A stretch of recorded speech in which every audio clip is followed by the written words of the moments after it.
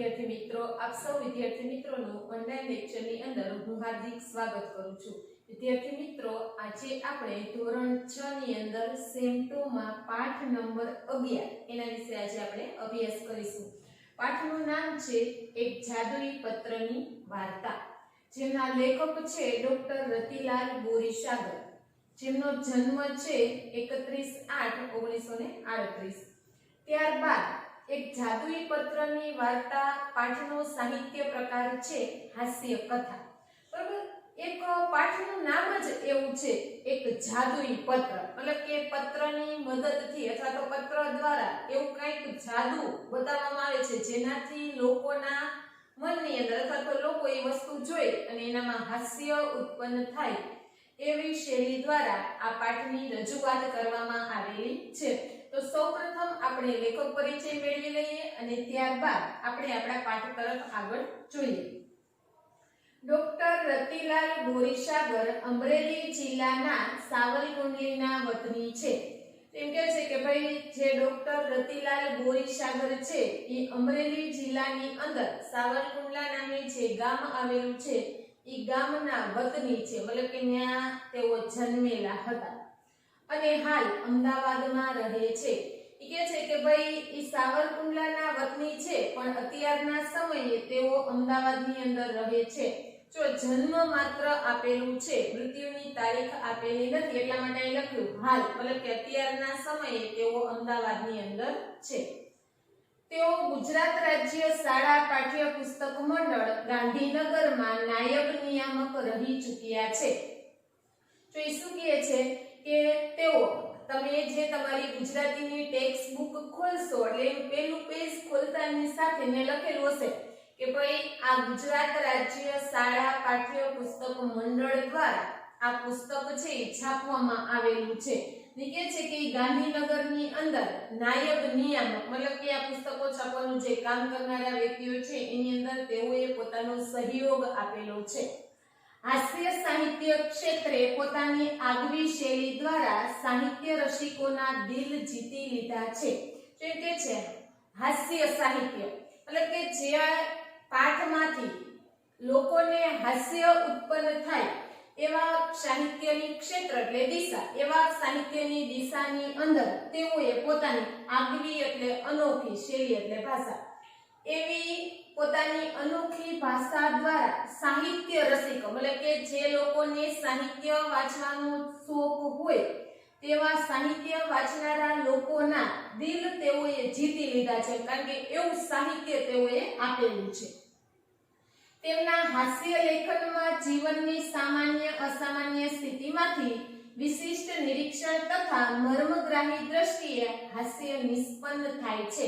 તો એ ખાસ લેખું છે કે તેઓએ હાસ્ય લેખોમાં, મતલબ કે જે લેખકે પોતાનું સાહિત્ય હાસ્ય ક્ષેત્રે આપેલું છે એ સાહિત્યની અંદર એમની જીવનશૈલીમાં, મતલબ કે લોકો રોજબરોજ જે પોતાનું સામાન્ય જીવન જીવે છે એ સામાન્ય જીવનમાંથી વિશિષ્ટ એટલે અનોખું નિરીક્ષણ કરવું એટલે પરીક્ષણ કરવું, કે છે સામાન્ય માણસો પોતાના જીવનની અંદર જે સામાન્ય કે અસામાન્ય પરિસ્થિતિની અંદર જે રીતે રહે છે એ બાબતનું વિશિષ્ટ રીતે નિરીક્ષણ કરી તથા મર્મગ્રાહી, મતલબ કે હૃદય સુધી પહોંચી શકે તેવી દ્રષ્ટિથી તેઓએ હાસ્ય ઉત્પન્ન કરવાનો પ્રયત્ન કરેલો છે।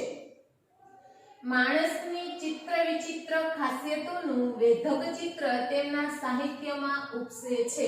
તો એમ કહે છે કે ભાઈ માણસનું ચિત્ર વિચિત્ર, મતલબ કે કોઈ બાબતો પ્રત્યે સારું એનું વર્તન હોય, કોઈ બાબતો પ્રત્યેનું એવું વર્તન રહેલું છે, એ ચિત્ર વિચિત્ર ખાસિયતોનું વેધક ચિત્ર, મતલબ કે વેધક એટલે ચોટદાર, આપણા સુધી એ જે બાબત પહોંચાડવા માંગે છે એવા ચિત્રની રજૂઆતની અંદર તેમનું સાહિત્યનું જે સર્જન છે એ આપણા સમક્ષ ઉપસી આવે છે, મતલબ કે દિશા તરફ આપણું ધ્યાન તેઓ દોરે છે। મરક મરક અને આનંદ લોક એ એમના જાણીતા હાસ્ય ગ્રંથો છે। એમ કે છે કે હાસ્ય ગ્રંથો, મતલબ કે જેમાંથી હાસ્ય ઉત્પન્ન થઈ શકે તેવા પુસ્તકો એમણે આપેલા છે। એમાંનું એક પુસ્તક છે મરક મરક અને બીજું છે આનંદ લોક। આ ગ્રંથને વિવિધ પારિતોષિકો પ્રાપ્ત થયા છે। કે છે કે ભાઈ લેખકે જે આ સાહિત્યનું સર્જન કરેલું છે એ સાહિત્યના સર્જન બદલ વિવિધ એટલે અનોખા પારિતોષિકો એટલે ઇનામ અલગ અલગ ઇનામ એમના સાહિત્ય બદલ એમને મળેલા છે। ત્યારબાદ આપણા પાઠ તરફ આપણે આગળ જોઈએ તો એમ કે છે કે ભાઈ એક કાલ્પનિક ઘટનાનો આશરો લઈને વિશિષ્ટ પરિસ્થિતિને ઊભી કરી એને પૂરેપૂરી ચગાવી એક જાદુઈ પત્રની વાર્તામાં લેખકે ખરેખર વાર્તા જેવો રસ નિષ્પન્ન કર્યો છે। તો એક બાબત અહીંયા લેખકે સ્પષ્ટ જણાવી દીધી, વાર્તા કેવી છે તો કે કાલ્પનિક છે। કાલ્પનિક એટલે શું તો વ્યક્તિ પોતાના વિચારો દ્વારા કંઈક ને કંઈક વિચારતા હોય, કલ્પના કરતા હોય કે ભાઈ આમ થાય તો, આવું બને તો, એને આપણે કલ્પના કરી કહેવાય। એટલે કહે છે કે ભાઈ કાલ્પનિક મતલબ કે કલ્પનાઓનો સહારો લીધો અને એવી કંઈક ઘટના મતલબ કે એવો કંઈક પ્રસંગ ઊભો કર્યો જેના કારણે એવી વિશિષ્ટ પરિસ્થિતિ ઊભી થઈ અને આ વિશિષ્ટ પરિસ્થિતિને પૂરેપૂરી ચગાવી મતલબ કે કોઈ દિવસ કોઈ બાબત શક્ય ન બને એવી બાબતને લેખકે અહીં શક્ય બનાવવાનો પૂરેપૂરો પ્રયત્ન કરેલો છે।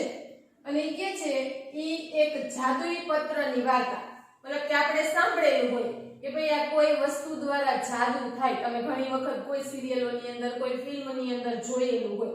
એટલે અહીંયા એમ કે છે કે ભાઈ એક પત્ર છે પણ એ પત્ર કેવો છે તો કે જાદુઈ છે, જેમાંથી આપણને કાંઈક ને કાંઈક એ પત્રની મદદથી અથવા તો એ પત્રના સહારાથી આપણે એ વસ્તુઓ મેળવી શકીએ।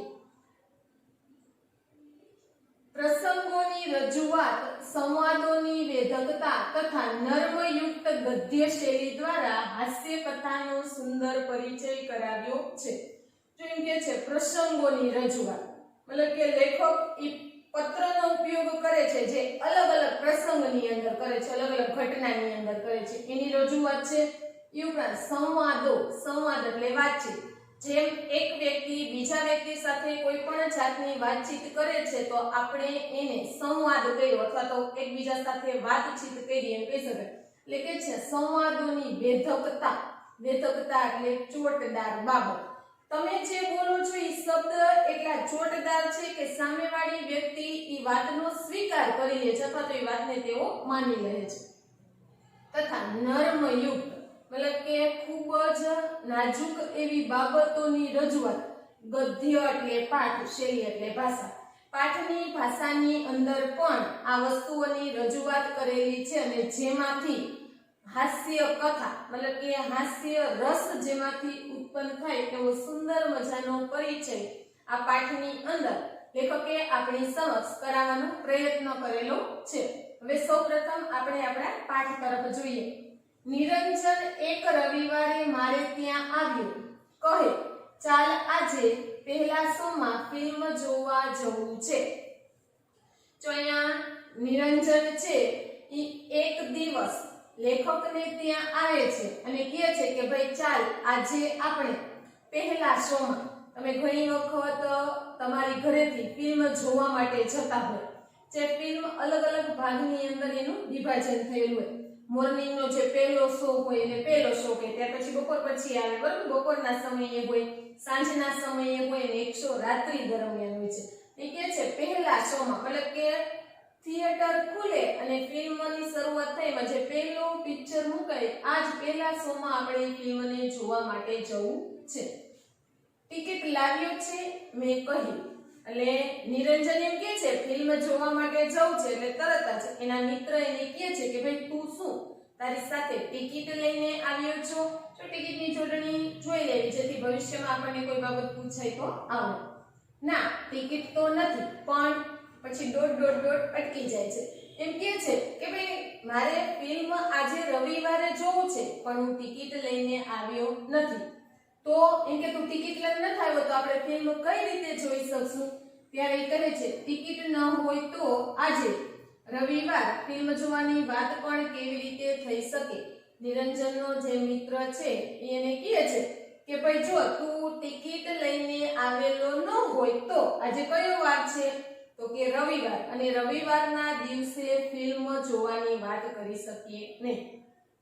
જોજો મોટાભાગના વ્યક્તિઓ કોઈ કંપની સાથે કોઈ નોકરી સાથે જોડાયેલા હોય તો તેઓને રવિવારના દિવસે રજા હોય. હવે કોઈ વ્યક્તિ કોઈ કારખાના સાથે અથવા તો બીજી કોઈ ફેક્ટરીઓ સાથે જોડાયેલા હોય તો એ લોકોને બુધવારના દિવસે રજા હોય. હવે આપણે જાણીએ છીએ આ રવિવાર અને બુધવાર બે દિવસ એવા છે કે તમે કોઈ પણ જગ્યાએ જાઓ એટલે લોકોની ગીર્દી થોડીક વધુ જોવા મળે, જેથી આપણે જે જોઈતું હોય એ બાબત આપણને સહેલાઈથી મળતી નથી. એટલે એ કહે છે કે ભાઈ આજે રવિવાર છે તો આપણે ફિલ્મ જોવાની વાત કરી શકીએ નહીં. તું ચાલતો ખરો, કઈ મેળ પડી જાય તો ઠીક છે, નહીતર પાછા. તો નિરંજન શું કહે છે કે ભાઈ તું ચાલતો ખરો, જો મેળ પડી જાય અને એકાદી ટિકિટ આપણને મળી જાય ફિલ્મ જોવાની તો આપણે જોઈ લઈશું, અને જો ન મળે તો કાઈ નહીં, ત્યાંથી પાછા આવી જશું. થિયેટર કઈ બહુ દૂર ન હતું ને ઘેર ખાસ કઈ કામ ન હતું એટલે હું એની સાથે નીકળ્યો. તો નિરંજનનો મિત્ર શું કહે છે કે થિયેટર એટલે જ્યાં ફિલ્મ જોઈ શકાય તે સ્થળ જેને આપણે થિયેટર કહીએ છીએ. એટલે કે છે કે ભાઈ અમારા ઘરથી થિયેટર કઈ વધારે દૂર હતું નહીં, અને બીજું કે આજે રવિવાર હતું જેથી કરીને મારે પણ ઘરે કઈ બીજું ખાસ એવું કામ હતું નહીં. એટલે કે છે કે ફિલ્મ જોવા જવા માટે હું નિરંજન સાથે નીકળ્યો. પણ થિયેટર પર હાઉસફુલનું પાટિયું ઝૂલતું હતું. કે અમે જેવા થિયેટર ઉપર જોઈએ આપણે ફિલ્મ જે ટોકીઝ કહીએ છીએ જોવા માટે જઈએ કે ત્યાં જઈને જોયું તો શું હતું તો કે ત્યાં તરત જ થિયેટર ઉપર હાઉસફુલ, મતલબ કે તમે ઘણી વખત જતા હોય ફિલ્મ જોવા માટે તો જોજો જે ટિકિટ બારી હોય જ્યાંથી ટિકિટ મેળવવાની હોય જો બધી જ ટિકિટો વહેંચાઈ ગઈ હોય તો એ લોકોને પ્લેટ લગાવી લે કે ભાઈ આજનો આ શો છે એ ફૂલ છે, મતલબ કે હવે એક પણ ટિકિટ તમને અહીંથી મળી શકશે નહીં, એને હાઉસફુલ કહેવાય. એટલે કે આજની બધી જ આ શોની જેટલી પણ ટિકિટો છે એ બધી જ ટિકિટો વેચાઈ ગઈ છે કે એવું પાર્ટી ત્યાં થિયેટર ઉપર કે ઝૂલતું હતું એવું એને જોયું. એટલે તરત જ ઈ બાબતો એને જોઈ કે ભાઈ ત્યાં થિયેટર ઉપર હાઉસફુલ નું એક પાર્ટી છે એ ઝૂલી રહ્યું છે જ્યાં બધી જ ટિકિટો છે એ વેચાઈ ગઈ છે. મેં કેમ હું ખોટું કહેતો હતો, આજે યાર પત્તો જ ન ખાય. જો નિરંજનનો મિત્ર નિરંજનને શું કહે છે કે ભાઈ શું હું તને ખોટું કહેતો હતો કે ભાઈ આજે રવિવાર છે એટલે ફિલ્મ જોવાનો મેળ ખાય નહીં. અહીં કહે છે આજે યાર એટલે મિત્ર, પત્તો જ ન ખાય એટલે જેનો અર્થ થાય મેળ ન ખાય. એ કહે છે કે ભાઈ શું હું તને મિત્ર ખોટું કહેતો હતો કે આજે ફિલ્મ જોવાનો કોઈ મેળ ખાય નહીં. મેં કહ્યું. નિરંજન ઘડી ભર તો ઝંખવાળો પડી ગયો. એ કહે છે મેં જેવું નિરંજનને એમ કીધું કે ભાઈ શું યાર હું તને જે કહેતો હતો એ સાચું જ હતું, આજે રવિવાર છે જેથી કરી અને ફિલ્મ જોવાનો મેળ આવે નહીં. ત્યારે નિરંજન ઘડીભર એટલે થોડા સમય માટે ઝંખવાળો પડી જવું એટલે શોભિલા થઈ જવું અથવા તો આશ્ચર્યચકિત થઈ ગયો. પણ એકાએક તેનો ચહેરો ચમકી ઉઠ્યો.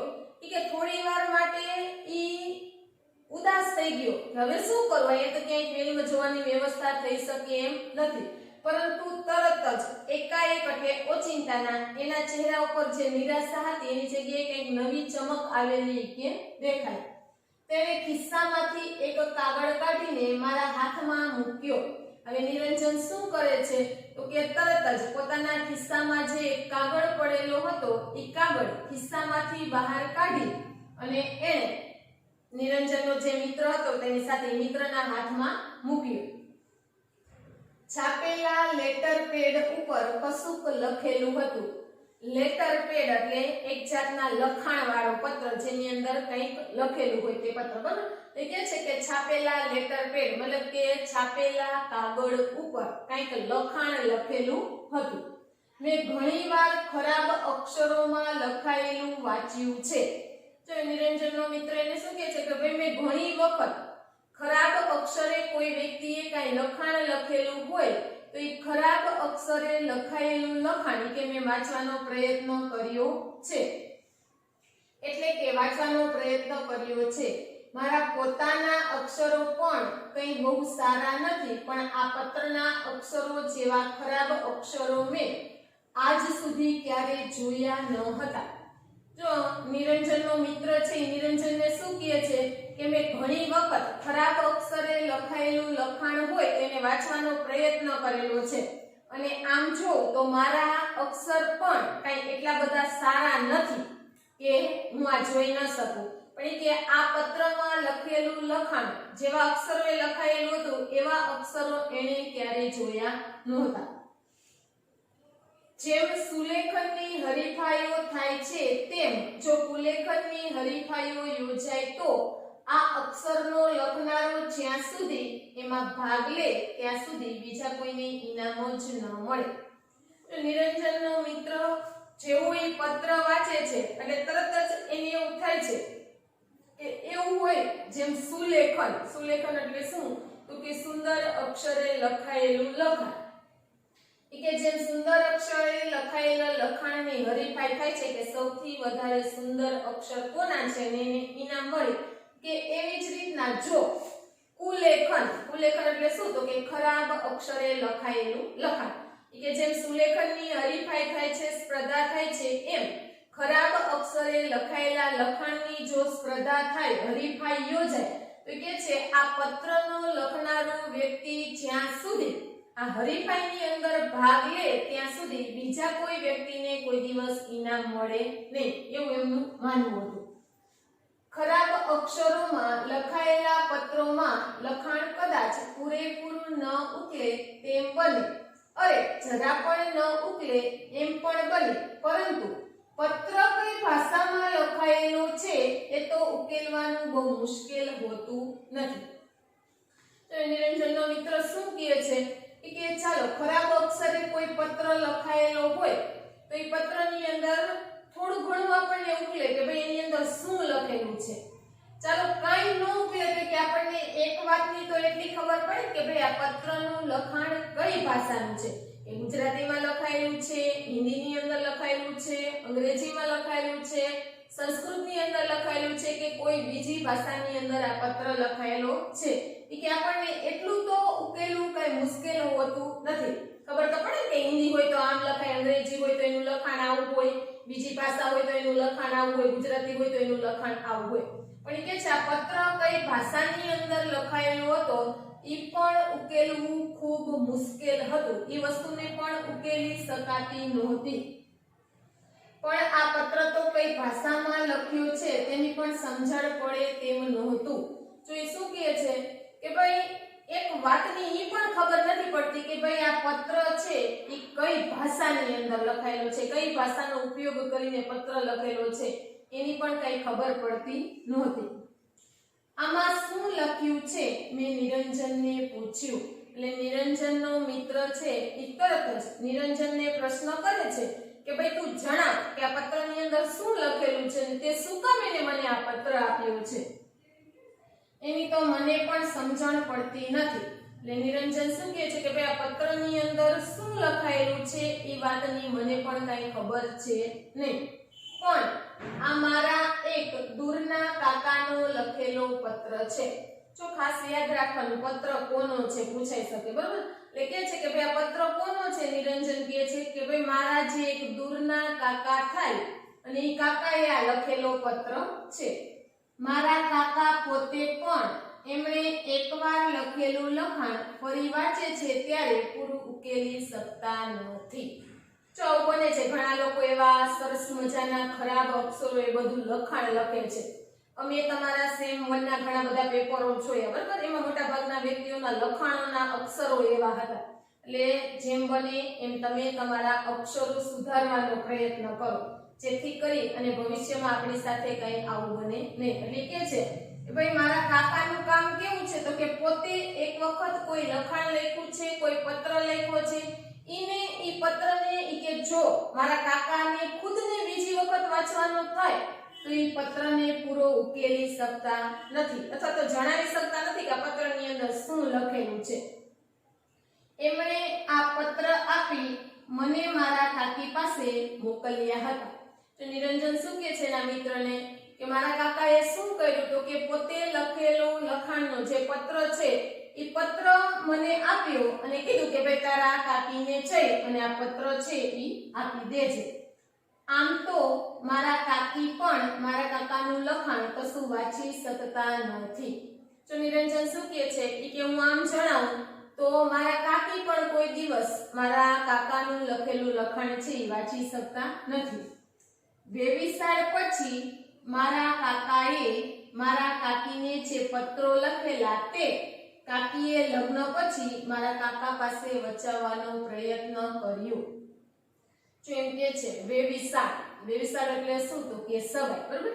કે છે જ્યારે મારા કાકાની સગાઈ એમની કાકી સાથે થઈ ત્યારે તેઓએ અમુક પત્ર લખી, પહેલાના સમયની અંદર મોબાઈલો નહોતા કે બીજી કોઈ સુવિધા નહોતી એટલે પત્ર લખીને એકબીજા વ્યક્તિઓ સાથે વાતચીત થતી. એટલે કહે છે કે મારા કાકીએ શું કર્યું તો કે સગાઈથી લઈ અને લગ્ન સુધી જેટલા પણ પત્ર એમના કાકાએ એમને લખીને આપ્યા હતા એ બધા જ પત્ર જ્યારે એના કાકીના લગ્ન થઈ ગયા ત્યારે એમણે પોતાના પતિ સાથે વચાવવાનો પ્રયત્ન કર્યો. ભાઈ તમે આ પત્રની અંદર મને શું લખીને આપ્યું હતું વાંચો. મારા કાકાએ પત્રો પૂરેપૂરા ઉકેલી શક્યા તો ન હતા પણ યાદશક્તિને આધારે ને વધુ તો કલ્પનાના આધારે મારા કાકાએ એ પત્રોમાંથી કેટલુંક ઉકેલી આપ્યું હતું. તો એ ચોખ્ખું જણાવી દીધું કે શું કર્યું તો કે મારા કાકાએ એ પત્રો ઉકેલવાના પ્રયત્ન કર્યા તો શું કર્યું તો કે થોડુંક યાદશક્તિ એને યાદ કર્યું કે કઈ બાબતને ઉદ્દેશીને મેં આ પત્ર લખેલો છે. ખબર પડી કે ભાઈ અહીંયા તેઓની સગાઈ હતી તો સગાઈને ઉદ્દેશીને મેરેજ સુધીની જે બાબતો એ લખેલી હતી.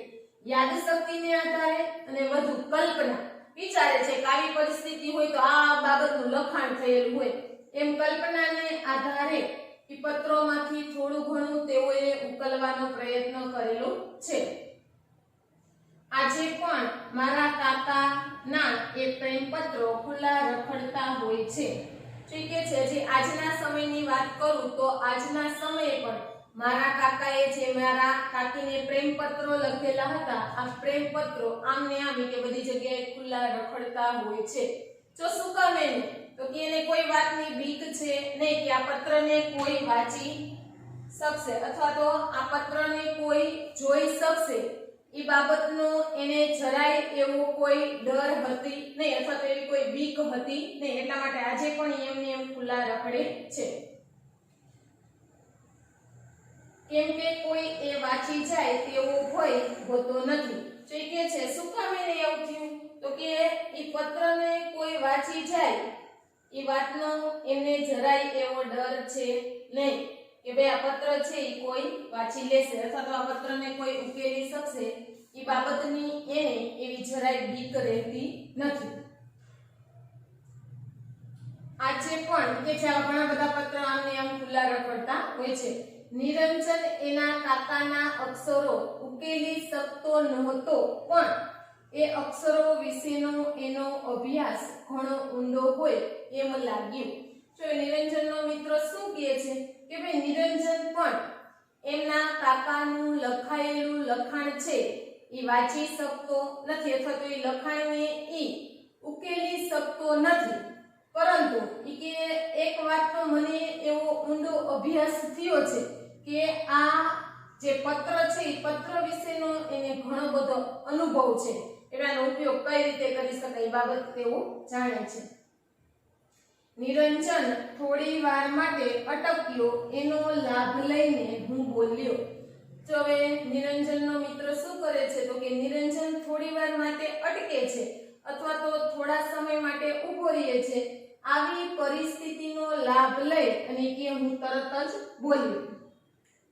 હા પણ તેનું અહીં શું છે કે મેં તરત જ કીધું કે ભાઈ પત્ર તારા કાકાનું લખેલું છે એનું લખાણ કોઈ વાંચી શકતું નથી મેં બધું જોયું પણ કે અત્યારે તારે એનું અહીંયા શું કામ છે. ફિલ્મ ન જોવાય એટલે શું આ પત્ર ઉકેલવામાં 3 કલાક ગાળવી છે. એનો મિત્ર શું કહે છે કે ભાઈ તું એવું વિચારસ કે આજે આપણે ફિલ્મ જોઈ શક્યા નથી તો એ ફિલ્મ જોવાનો જેટલો સમય છે એટલા સમયમાં આપણે આ પત્રને ઉકેલી કે એની અંદર શું લખાણ લખાયેલું છે. અને જો એવો વિચાર હોય તો મારો સ્પષ્ટ મત છે કે 3 કલાક તો શું પણ 3 થવે આ ન ઉકેલાય. તો નિરંજનનો મિત્ર એને સ્પષ્ટ કહે છે કે જો તારો એવો વિચાર હોય કે આ 3 કલાક ફિલ્મની જગ્યાએ પત્રની અંદર શું લખાયેલું છે એ આપણે ઉકેલવું છે તો કે શક્ય છે નહીં. શું કામ? તો કે 3 કલાક તો શું પણ કોઈ વ્યક્તિ 3 ભવ એટલે કે 3 અવતાર સુધી આ પત્રને વાંચવાનો પ્રયત્ન કરે તો પણ તે આ પત્રને વાંચી શકે એમ છે નહીં, એવો તેઓનો વિચાર હતો.